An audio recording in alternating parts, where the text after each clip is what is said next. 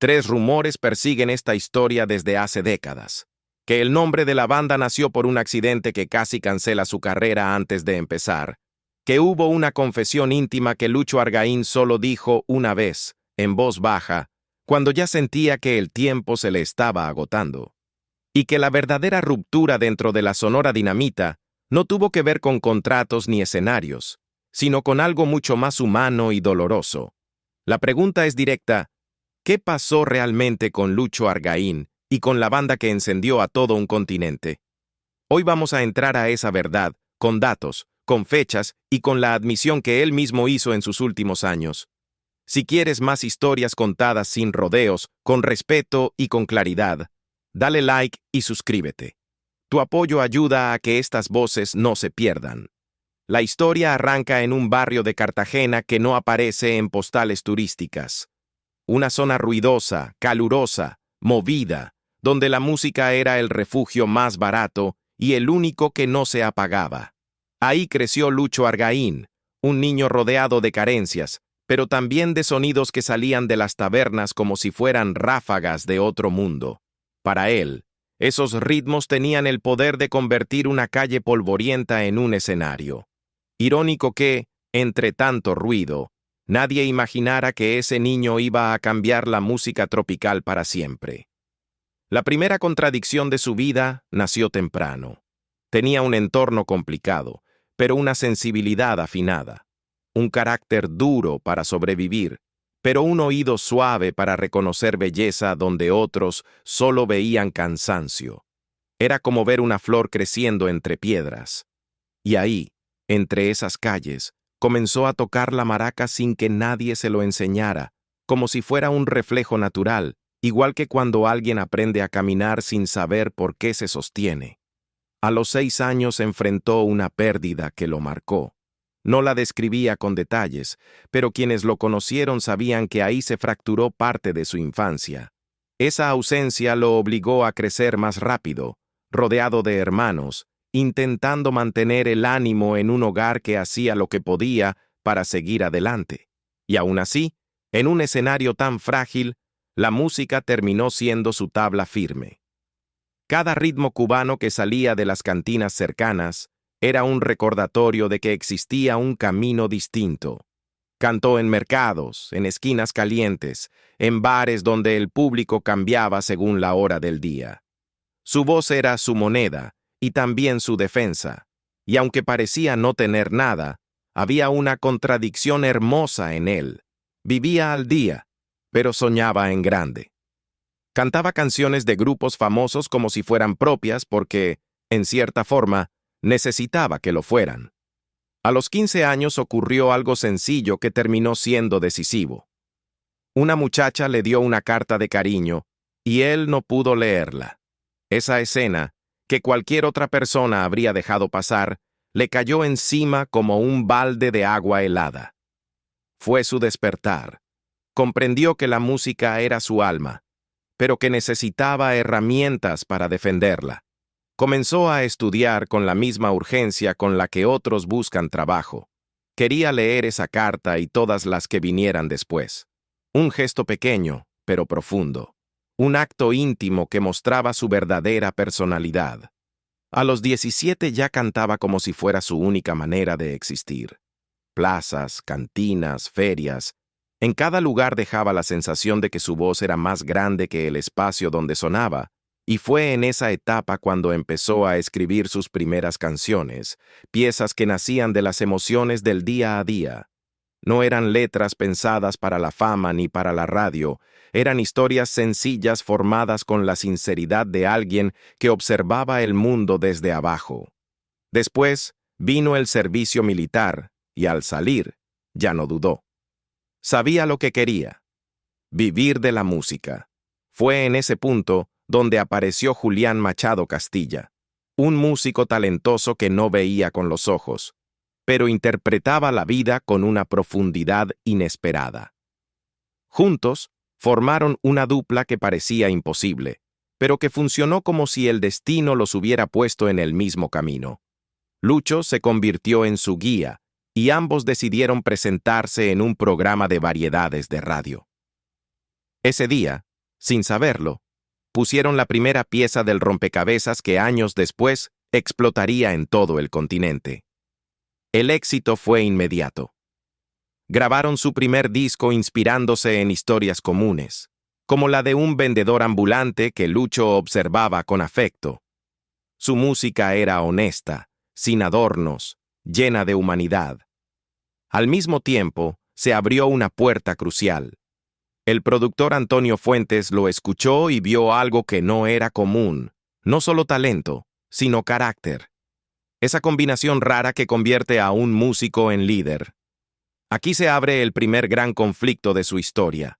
Fuentes le sugirió probar con música ranchera, que en ese momento tenía más mercado, sonaba práctico, pero no encajaba con la voz ni con el estilo de Lucho. Aún así, lo intentó, escribió canciones, buscó que otros las interpretaran, parecía que su camino se desviaba. Y cuando un cantante al que admiraba dejó de trabajar con sus composiciones, parecía que ese intento lo dejaría estancado. Pero fue justo ahí, cuando ocurrió la frase que cambió su vida. Entonces graba tú mismo. Se lo dijo el propio Fuentes, mirándolo con esa mezcla de confianza y desafío que solo un productor experimentado sabe usar. Esa frase marcó el nacimiento de la etapa más importante de su carrera. Aquí pausamos el relato por unos segundos para un recordatorio rápido. Si esta historia te está atrapando, suscríbete ahora mismo.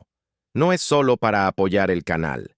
Es para que este tipo de historias, contadas con respeto y verdad, sigan teniendo un espacio donde vivir. Lucho aceptó el reto, y Fuentes armó un grupo a su alrededor. Su primer nombre provisional fue Buscapié, pero la palabra le parecía débil, sin fuerza. Él buscaba algo más rotundo, algo que sonara como lo que traía dentro. Propuso un nombre que muchos pensaron exagerado, pero cuando lo dijo, nadie lo olvidó: la Sonora Dinamita. El nombre recién elegido no era una simple ocurrencia, era una declaración.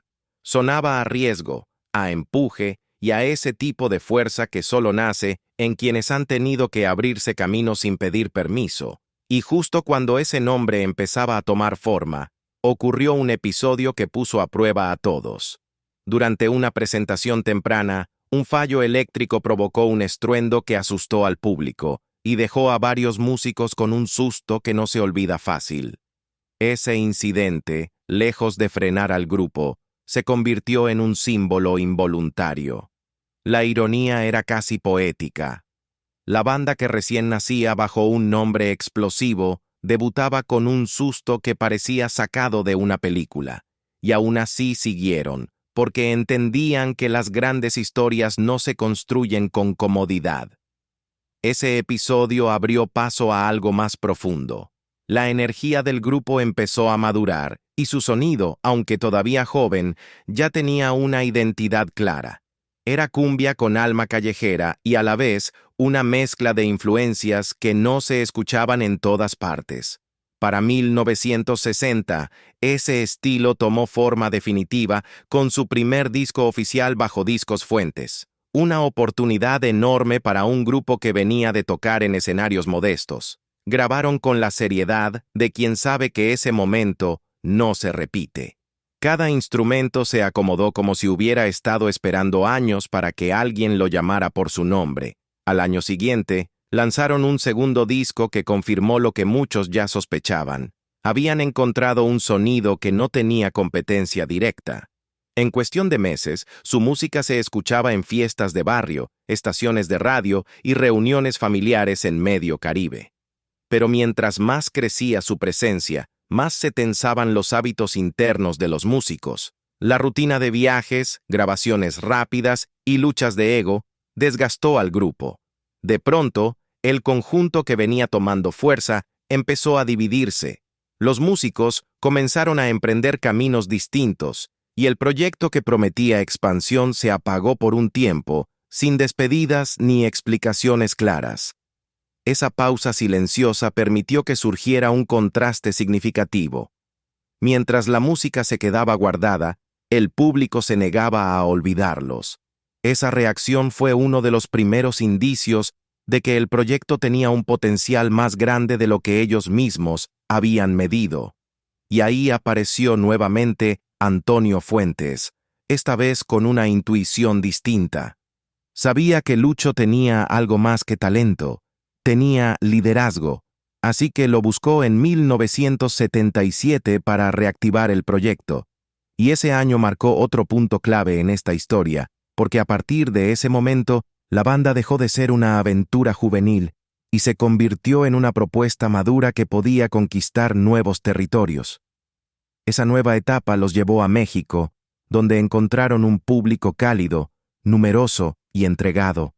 El país abrazó la música con una cercanía que sorprendió incluso a los integrantes del grupo.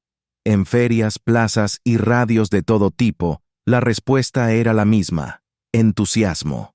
Las canciones se volvieron parte de la vida cotidiana, especialmente una que se transformó en himno involuntario: Se me perdió la cadenita. Nadie imaginó que ese tema, aparentemente sencillo, terminaría siendo coreado por generaciones enteras. Ese recibimiento transformó a México en el segundo hogar de la banda. El contraste entre su país natal y su nueva casa musical era evidente. Colombia los vio nacer, pero México los adoptó como si siempre hubieran sido suyos. Ese choque cultural dio pie a algo curioso. Mientras Lucho impulsaba su proyecto en México, otro grupo con músicos colombianos comenzó a usar el mismo nombre y empezó a hacer presentaciones en otros países.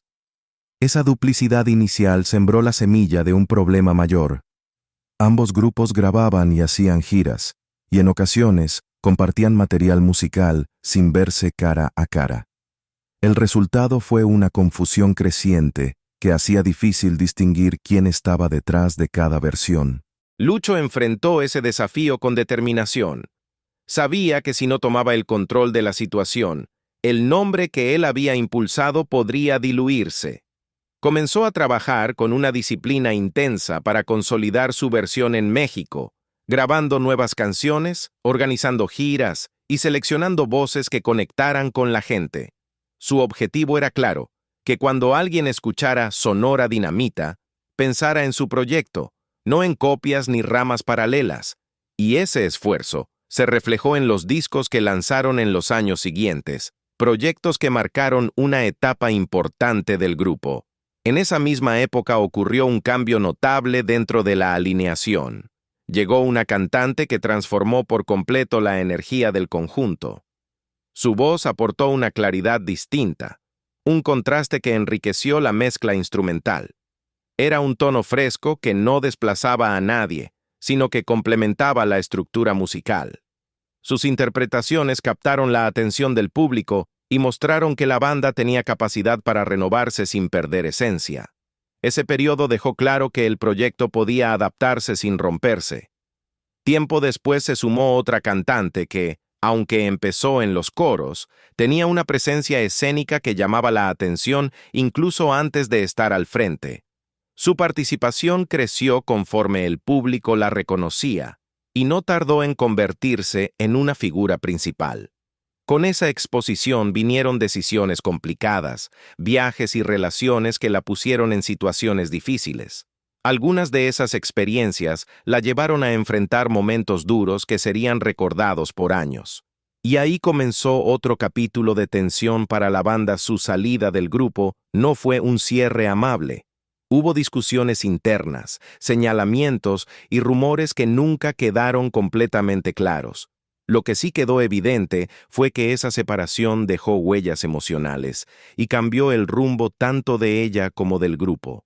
Su intento por formar un proyecto nuevo tuvo un recibimiento irregular, y esa transición fue un recordatorio de lo difícil que es separarse de un nombre tan arraigado en el imaginario colectivo. Esa situación generó discrepancias y dio pie a debates sobre identidad, derechos y pertenencia. Todo esto estaba ocurriendo mientras Lucho seguía trabajando sin descanso. Cada cambio interno era un reto más que debía resolver, y cada decisión lo alejaba un paso de la tranquilidad que buscaba desde hacía años. Lo que él admitió en una conversación cercana cuando ya pasaba por un momento delicado de salud, resume su sentir. Dijo que lo que más le dolía no era el esfuerzo invertido, sino saber que su proyecto se estaba fragmentando en manos de personas con ideas distintas. Esa admisión es la que hoy permite entender la gravedad del conflicto que estaba a punto de estallar. Un conflicto que no solo afectaría la música, sino también su tranquilidad personal. La tensión creció cuando surgieron nuevas presentaciones con distintos grupos usando el mismo nombre. En algunos carteles aparecía la imagen de un conjunto que no tenía relación directa con Lucho ni con sus músicos. Para el público era confuso. Para él era un golpe. Ver su creación usarse sin control le generó una preocupación que nunca escondió en privado, y aunque evitaba confrontaciones públicas, internamente se volvió más cuidadoso. Lo que estaba en juego no era solo un nombre, sino la historia que había construido desde niño. En paralelo, la banda seguía moviéndose con fuerza en México. Sus presentaciones reunían públicos numerosos y el repertorio se ampliaba con canciones que se quedaban en la memoria colectiva. Esta mezcla de crecimiento y conflicto generaba una paradoja difícil de sostener. Por un lado, la música alcanzaba espacios inimaginables. Por otro, el desorden administrativo se extendía, y cada nuevo espectáculo con un grupo no autorizado aumentaba el desconcierto. Era como ver un árbol dar frutos abundantes mientras sus raíces se llenaban de grietas. Ese ambiente se complicó aún más con la entrada de nuevas voces que revitalizaron el sonido. Entre ellas, una intérprete de Medellín que unía carisma, disciplina y una sensibilidad particular para la cumbia. Su participación coincidió con un periodo donde los arreglos se actualizaban y las producciones adquirían un pulso más moderno. Ella, junto con otros talentos jóvenes, reforzó la idea de que la banda aún tenía mucho que ofrecer, pero cada renovación traía consigo nuevas dinámicas internas, competencias creativas y ajustes que no siempre se resolvían con facilidad. Durante una presentación televisiva en México, ocurrió un episodio que dejó huella. La producción del programa decidió unir temporalmente a dos agrupaciones que llevaban el mismo nombre. La intención era crear un momento especial para la audiencia, pero detrás de cámaras se notó la incomodidad. Lucho aceptó participar por profesionalismo, aunque sabía que esa mezcla podía reforzar la confusión externa. En su expresión se notaba la incomodidad de quien ve su identidad mezclada sin preguntar, y aún así, cumplió su parte porque entendía que la música debía sonar, aunque el contexto fuera complejo. Años después intentó regularizar la situación registrando el nombre de manera formal. El proceso reveló algo inesperado. Más de una decena de personas aparecían como copropietarias del nombre. La sorpresa fue grande, incluso para sus colaboradores más cercanos. Esa dispersión administrativa colocó al conjunto en un terreno incierto, donde cualquier persona con alguna participación pasada podía reclamar derechos. Lo que él había construido con disciplina y años de dedicación estaba dividido de forma difícil de manejar. Ese hallazgo no solo complicó las giras, también abrió disputas legales que lo acompañaron en una etapa frágil de su vida. Mientras tanto, su salud comenzó a resentirse. No lo hacía público, pero quienes trabajaban cerca notaban su cansancio. Seguía supervisando grabaciones, coordinando músicos y tomando decisiones importantes, aunque ya no con la misma facilidad. Había días en que prefería escuchar más que hablar, observando cada detalle como si necesitara asegurarse de que nada se desviara de su visión. Fue en ese periodo donde compartió la confesión que se mencionó al inicio. No la expresó con enojo, sino con una mezcla de tristeza y sinceridad.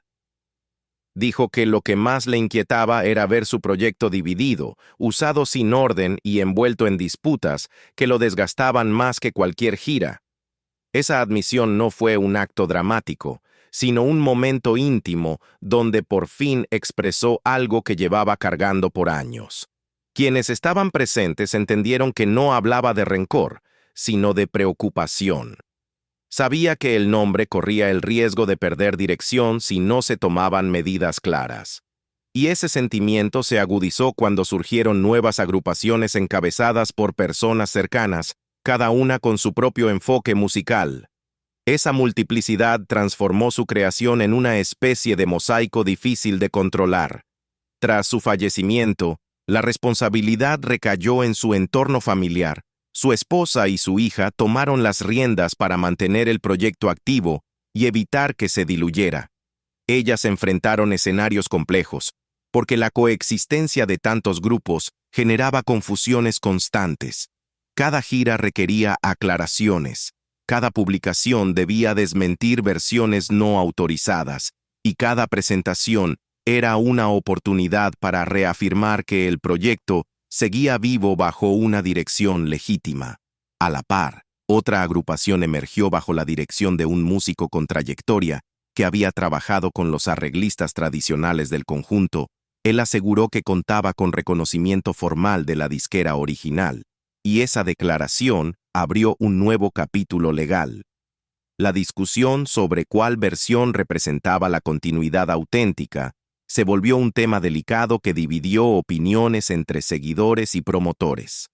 Este conflicto no se resolvió con declaraciones sencillas, sino con documentos, contratos y acuerdos que todavía generan debate en algunos sectores.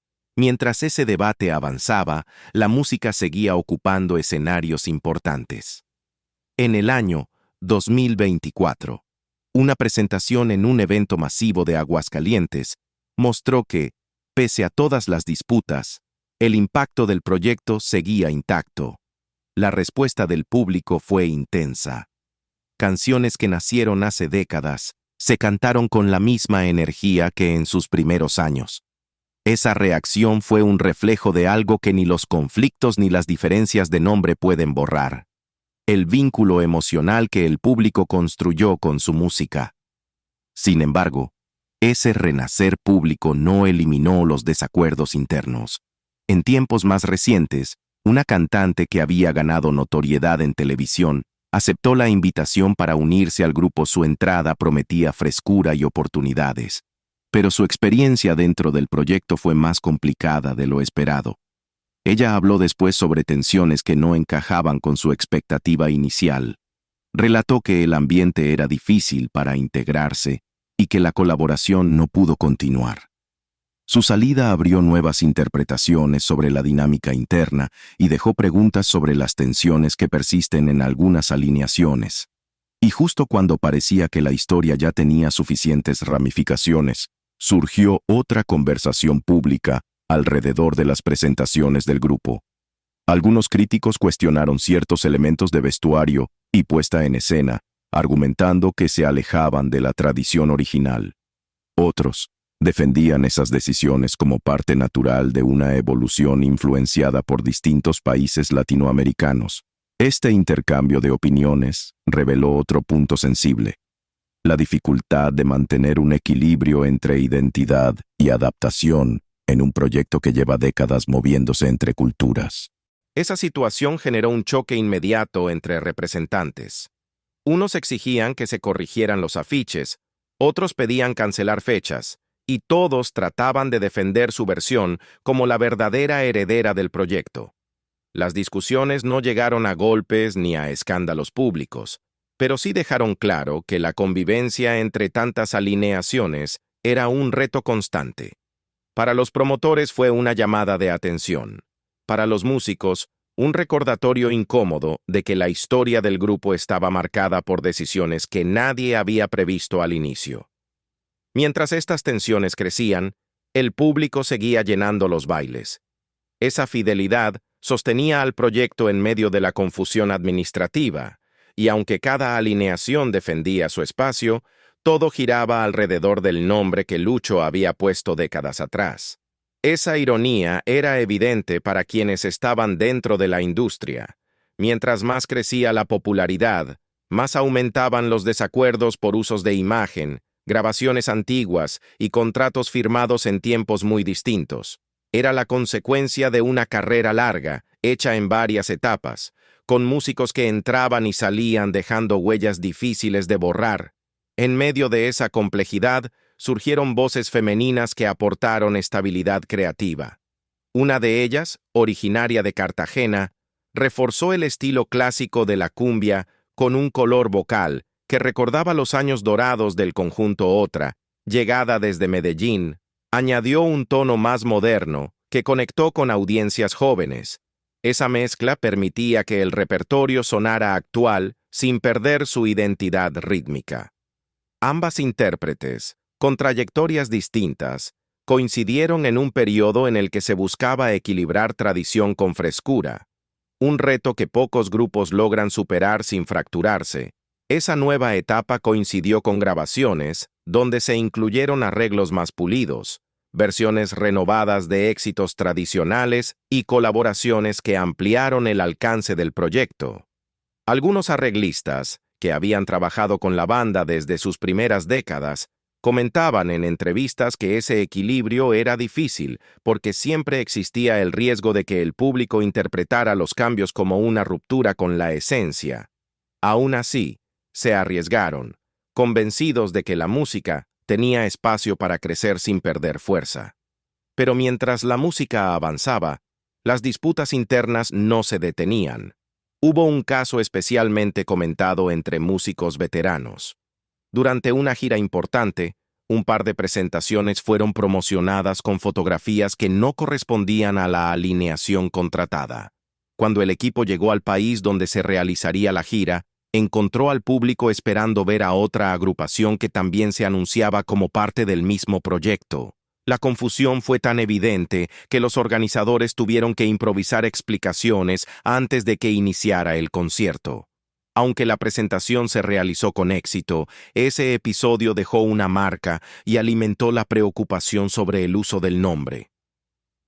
Ese ambiente de incertidumbre fue el que motivó a varios integrantes históricos a pedir orden legal. Cada uno argumentaba que había contribuido de manera decisiva en distintas etapas y que ese aporte debía reconocerse formalmente. El problema era que la historia del proyecto estaba entrelazada con tantos músicos, productores y arreglistas que era difícil trazar una línea clara. Algunos tenían contratos firmados con fechas antiguas. Otros contaban con acuerdos verbales que nunca quedaron por escrito, pero que todos recordaban. Esa mezcla de documentos y memoria colectiva se convirtió en un laberinto jurídico que aún hoy genera debate. En medio de esa discusión, apareció una figura que aseguró tener autorización directa de la disquera original para liderar una de las alineaciones. Argumentaba que su relación con los arreglistas históricos legitimaba su versión del proyecto. Esa declaración, con base en documentos firmados, abrió un nuevo frente de discusión que cruzaba presentación por presentación, acuerdo por acuerdo. La industria musical latinoamericana siguió de cerca la noticia, porque rara vez un grupo con tantas décadas de trayectoria llegaba a un punto donde varias versiones reclamaran validez simultánea. Mientras los debates seguían, la banda continuó presentándose en ferias importantes. Una fecha particularmente comentada fue la del Foro de las Estrellas en Aguascalientes, donde el conjunto logró una conexión intensa con el público. Las voces nuevas sonaron con firmeza y el repertorio clásico generó una respuesta que demostraba por qué el proyecto se había mantenido vigente durante tanto tiempo. Quienes estuvieron ahí dijeron que había una energía especial, como si cada canción recordara a quienes habían caminando con el grupo desde sus primeros años. Ese concierto renovó el interés del público por comprender qué estaba pasando realmente con las distintas alineaciones. Sin embargo, la efervescencia del escenario contrastaba con lo que atravesaban algunas integrantes fuera de él. Una cantante contemporánea que venía de destacar en una producción televisiva narró más tarde que su experiencia dentro del conjunto había sido complicada. Explicó que el ambiente interno no coincidía con la imagen alegre que proyectaban en el escenario, y que eso la llevó a retirarse. Su testimonio alimentó nuevas especulaciones sobre la dinámica interna, revelando que la armonía musical no siempre se reflejaba en la convivencia diaria. Ese testimonio también abrió una conversación más amplia sobre los retos de integrarse a un proyecto con historia tan extensa. Para quienes llegaban por primera vez, adaptarse a un sistema marcado por décadas de cambios podía ser agobiante. Había tradiciones no escritas, maneras de trabajar que se habían formado por costumbre y expectativas altas de quienes habían sido parte desde hace mucho. Esas dinámicas, que para los veteranos eran naturales, para los nuevos talentos representaban un desafío complejo. La reacción a su salida fue dividida. Algunos seguidores pensaron que se trataba de un malentendido pasajero. Otros lo interpretaron como una señal de que la estructura interna necesitaba ajustes. Lo cierto es que aquella salida volvió a encender debates que ya estaban latentes, y que terminarían conectándose directamente con la confesión que Lucho había expresado años atrás. Una confesión que explicaba por qué los conflictos internos pesaban más de lo que la gente imaginaba. El ruido generado por aquel testimonio abrió una puerta que muchos habían preferido mantener cerrada. Músicos que habían pasado por distintas etapas del proyecto comenzaron a compartir experiencias que revelaban una constante. Cada alineación tenía dinámicas internas muy distintas, influenciadas por sus líderes y por las circunstancias en las que se formaron. Algunos hablaban de giras interminables donde la organización dependía de acuerdos verbales. Otros recordaban temporadas donde las decisiones se tomaban al instante, guiadas más por la urgencia que por una estructura sólida. Estas diferencias explicaban por qué el proyecto podía brillar en el escenario y al mismo tiempo enfrentar tensiones difíciles fuera de él.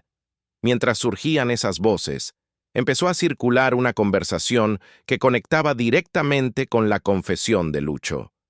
Se decía que él había expresado, en una charla muy discreta, que su mayor preocupación no era el desgaste físico ni las giras intensas, sino la posibilidad de que su proyecto quedara dividido en manos ajenas. No se trata de una frase dramática, sino de una reflexión sincera de alguien consciente del peso que cargaba. Esa inquietud adquirió sentido cuando aparecieron agrupaciones con nombres parecidos y conceptos que divergían del estilo que él había trabajado por años. Ese temor se volvió más evidente cuando algunos organizadores de eventos comenzaron a recibir propuestas de diferentes grupos que aseguraban representar la misma trayectoria. Para quienes estaban fuera del círculo musical, distinguir entre versiones legítimas y proyectos derivados era complicado.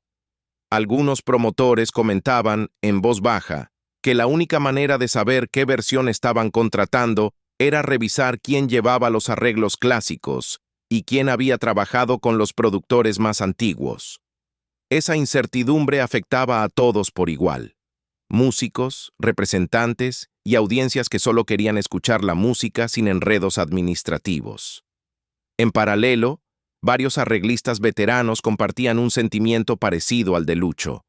Decían que la historia del conjunto tenía tantos capítulos y tantos nombres involucrados que si no se cuidaba la identidad, el proyecto podía fragmentarse al punto de perder su sentido original. No era una crítica a los nuevos integrantes, sino a la dificultad de administrar un nombre que había acumulado décadas de cambios sin un plan claro para protegerlo. Esa reflexión daba pistas sobre la magnitud del desafío que enfrentaba el círculo cercano a Lucho después de su partida. Una de las señales más fuertes de esa complejidad apareció cuando se supo que músicos jóvenes, recién incorporados, descubrieron versiones distintas de la historia según con quién trabajaran. Para unos, el proyecto había surgido como un experimento atrevido que ganó fuerza con el tiempo. Para otros, se trataba de una propuesta cuidadosamente construida, donde cada arreglo tenía una intención particular. Esas diferencias de narrativa revelaban que la historia del grupo no estaba unificada, lo que facilitaba que surgieran interpretaciones distintas sobre quién tenía derecho a usar el nombre. Todo esto alcanzó un punto crítico cuando comenzó a hablarse de una posible reorganización formal de las agrupaciones. La idea era crear lineamientos claros para definir funciones, derechos y responsabilidades, pero llevarlo a la práctica fue más complicado de lo esperado.